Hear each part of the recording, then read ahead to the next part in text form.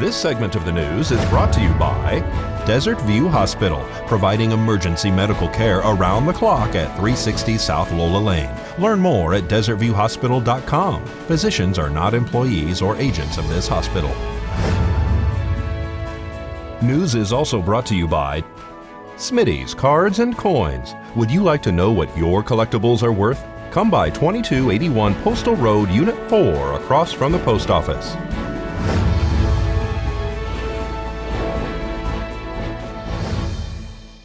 Welcome back to News 46. Well, Angela Miles tells us about how Verizon is handling the latest security breach. Topping our news, the stock market is responding favorably to Fed Chair Janet Yellen's testimony on Capitol Hill. Yellen tells lawmakers the Fed will continue to gradually raise rates, but there won't be many rate hikes left from here. The Fed Chair also hints this could be her final testimony to Congress as her term expires in February. Separately, the Fed's beige book reveals a shortage of qualified workers is hurting hiring. There's little evidence firms are raising wages, and economic growth is slight to moderate. A money-troubled electric utility company based in New Jersey is attempting to raise $4 billion by selling off assets. NRG is strapped by $13 billion in debt. The plan sparked an energetic rally on Wednesday.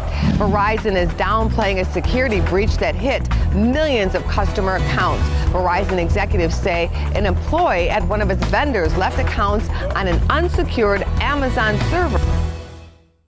Former President Jimmy Carter collapsed at a Habitat for Humanity build in Canada this morning. The 92-year-old was taken from the site after he experienced dehydration. The former president has asked other volunteers to continue on with that project. A man was arrested here in Pahrump on an outstanding warrant out of the Beatty Justice Court.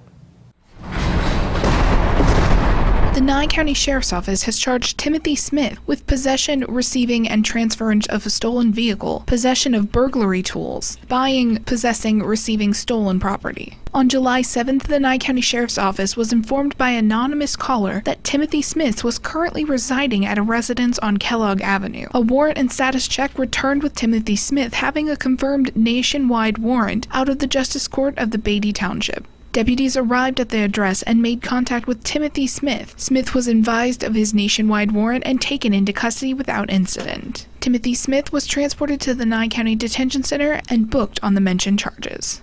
This is Katlyn Boyer reporting for News 46. 20-year-old Cosmo DiNardo has confessed to police that he is involved in the deaths of 4 young men in eastern Pennsylvania. Bucks County prosecutors promised not to seek the death penalty in exchange for his confession.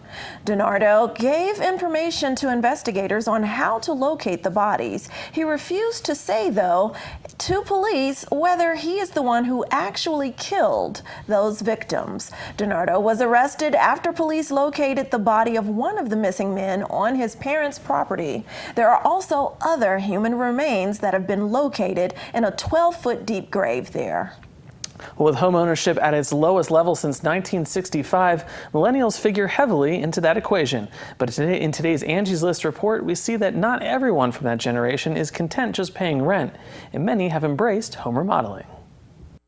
While the National Association of Realtors says the median age of first-time home buyers is 31, Matthew and Erica Wagner got in the game in their mid-20s, and after living in their first house for 5 years, bought and renovated a 1920s residence. I can tell you Matt and I were not one of those people that ever thought we would do this, ever.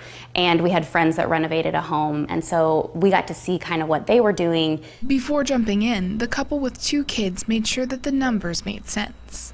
When considering how much you can afford in a house, remember to look at the big picture. It's not just the mortgage, it's the insurance, it's the property taxes. And as a rule of thumb, most homeowners spend about 3% of the value of their home in repair and maintenance each year. The Wagners added 1,000 square feet and an open floor plan that suited their needs. We're a family that loves to host.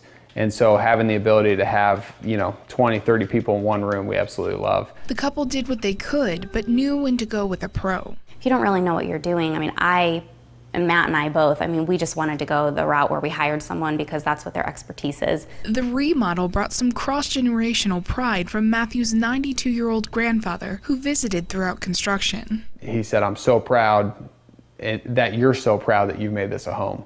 This is Katlyn Boyer, reporting for News 46. Well, buying a house is often an emotional decision. Regardless of age, Angie says to always keep a level head so you can make the right decisions.